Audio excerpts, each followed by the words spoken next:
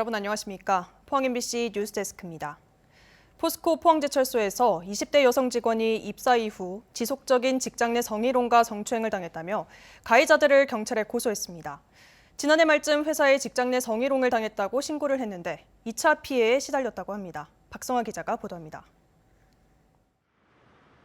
포스코 포항제철소에 다니는 20대 여성 직원은 지난달 29일 밤 같은 건물에 사는 회사 남자 직원의 전화를 받았습니다. 같은 부서의 선임 직원이었습니다. 주차된 차를 빼달라는 얘긴 줄 알고 내려갔지만 선임은 술에 취해 있었습니다.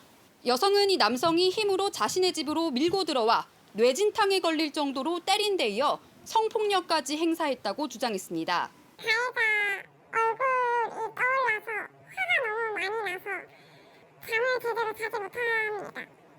그 사건이 계속 떠오르고.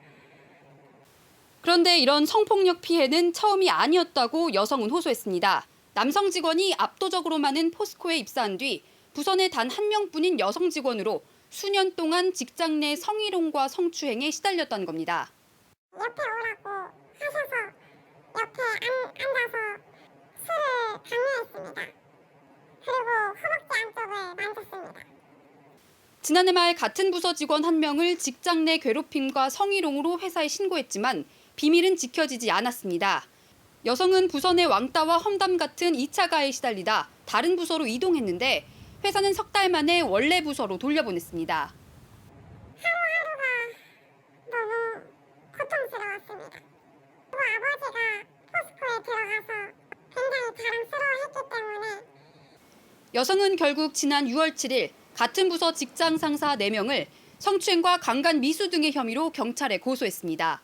가해자로 지목된 남성들은 성폭력 사실을 부인하거나 가벼운 장난이었다고 밝혔고 일부는 취재에 응하지 않았습니다. 그분한테 그런 가해를 한 적이 없고요.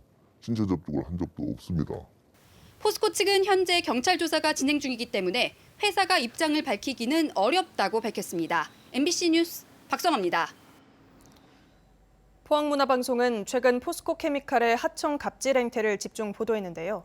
공정거래위원회가 포스코 케미칼이 지난 2017년 우월적 지위를 하청업체에 남용했다면서 시정명령 조치를 내렸습니다.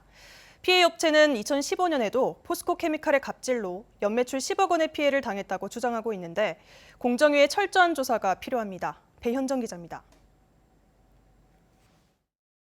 공정거래위원회가 오늘 포스코 케미칼의 하청 갑질 행태에 대해 시정명령을 내렸습니다.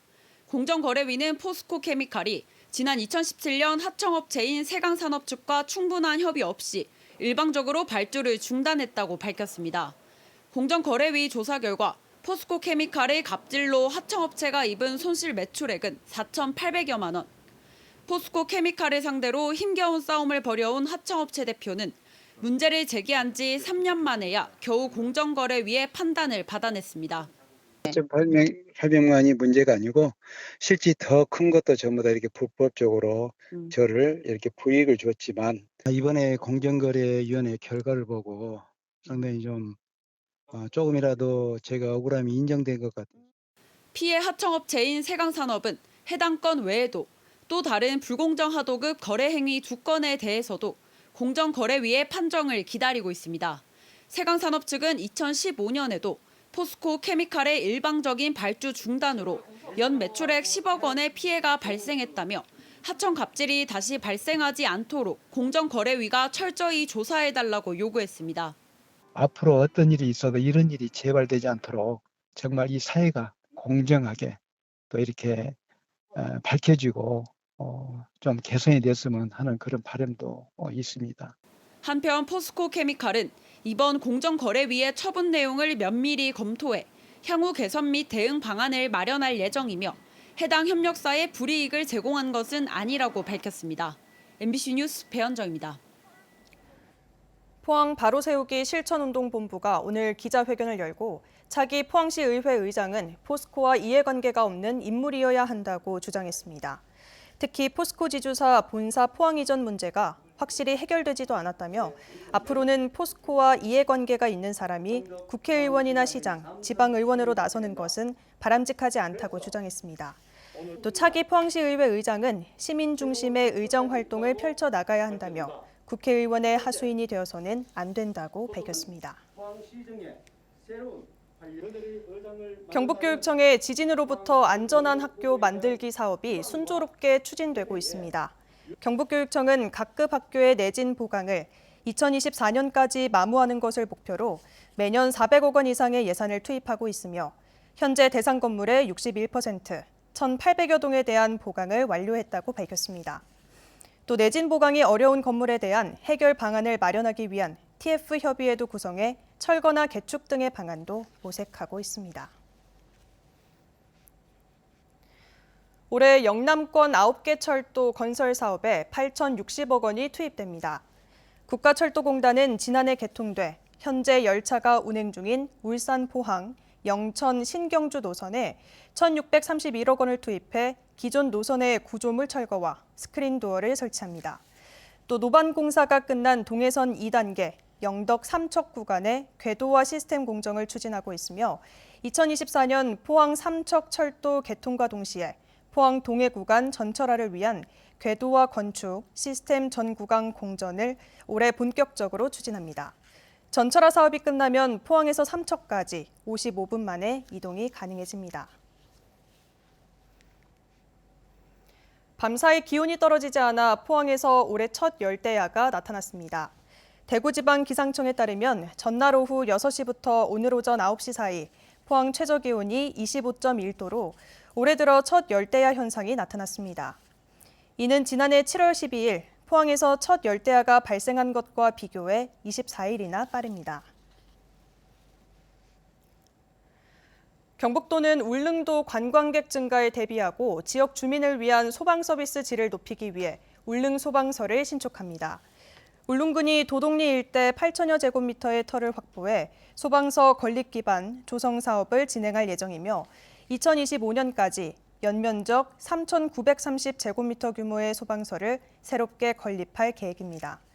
현재 울릉도에는 포항 남부소방서 소속 울릉 119 안전센터에서 25명이 근무 중입니다. 울릉도에서는 최근 10년간 구조 출동 850여 건, 구급 출동 6,240여 건에 이르며 관광객들의 안전사고도 증가 추세를 보이고 있습니다. 며칠째 날이 습합니다. 현재 포항과 경주엔 사흘째 폭염특보가 발효 중인데요. 내일도 30도 안팎의 더위가 계속되겠습니다. 조주경 기상캐스터입니다. 6월 중순인데 벌써부터 무더위의 기세가 만만치 않습니다. 덥고 습한 공기가 유입되면서 사흘째 포항과 경주에는 폭염주의보가 발효 중인데요. 내일도 높은 습도 때문에 불쾌감은 심하겠습니다. 오늘 경주의 최고 기온은 33.8도까지 올랐는데요. 내일은 30도까지 오르겠지만 체감 온도는 여전히 33도 이상 머물 것으로 예상됩니다. 이어서 자세한 내일 기온 보겠습니다. 아침 기온은 20도에서 22도 분포로 오늘보다 1도에서 3도가량 낮게 출발하겠고요. 한낮 기온은 26도에서 31도까지 오르면서 낮 기온은 오늘과 비슷하거나 1도에서 3도가량 낮은 곳이 있겠습니다. 울릉도와 독도의 아침 기온은 울릉도 21도, 독도 20도로 출발하겠고요. 한낮에는 울릉도 26도, 독도 23도까지 오르겠습니다. 동해상에서는 당분간 짙은 안개가 끼는 곳이 있겠습니다. 해상 안전사고에 유의해 주시기 바랍니다. 바다의 물결은 전해상에서 최고 2m로 잔잔하게 일겠습니다. 경북 동해안은 주 후반부터 장마전선의 영향을 받아서 금요일부터 비가 내리기 시작하겠는데요. 기상청에 따르면 이번 장마는 집중호우가 예상됩니다. 대비 잘해주시기 바랍니다. 날씨였습니다. 지난 2012년 이후 경북에서 냉방기기로 인해 166건의 화재가 발생해 8명이 다치고 6억 8천여만 원의 재산 피해가 발생했습니다. 주택이 50건으로 가장 많았고 공장과 창고 등 산업시설과 음식점 등 서비스 시설에서 각각 25건씩 발생했습니다. 화재 발생 원인은 전기적 요인이 50%, 기계적 요인이 34%를 차지했습니다. 에어컨 화재의 64%는 아파트 등 공동주택에서 발생했습니다.